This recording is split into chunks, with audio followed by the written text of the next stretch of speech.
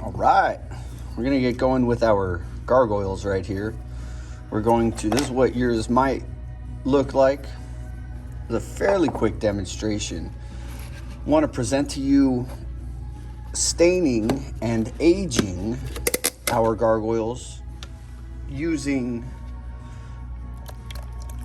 black stain, which is basically a mason stain that has been mixed with water, a couple other things just so that they kind of stay workable, I suppose. It's a fairly quick process to get this part done. And we only need to spend time with the front. We don't need to load up the backside because we're really not going to look at those, but we take our gargoyle and a little dust on there.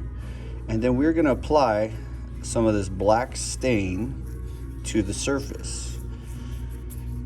And you do want to make sure to get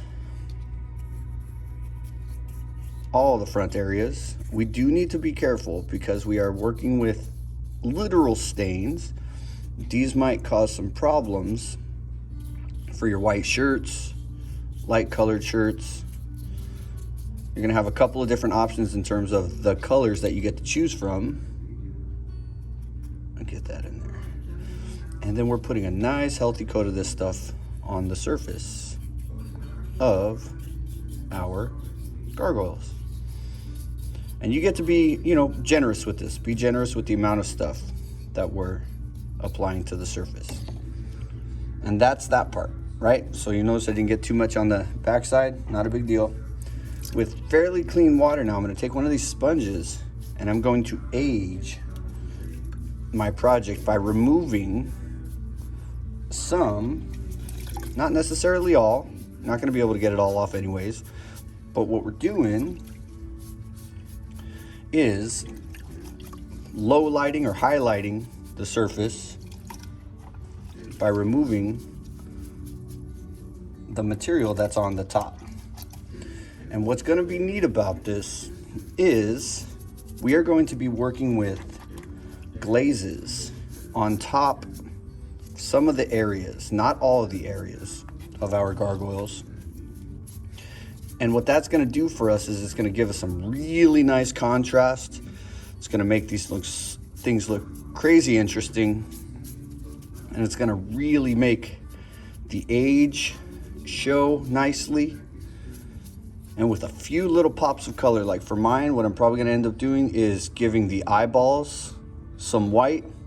Probably the horns are going to be red, potentially chili gloss. I don't know. I got a lot of options here, but basically we're done at this point with this part of the process.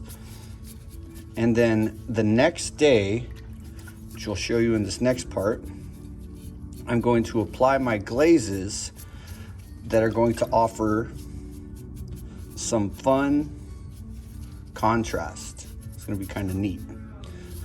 Reminders, we will not be covering the entire surface with glaze. We want to see some of this stain. We want to see some of that age. So the obvious places are going to be the eyeballs, the horns. You're going to make your project look a little bit more interesting, neat, and fun. The next part of this video will be the glazing part. And then I will fire and you will see what that looks like. Fun time. Bye.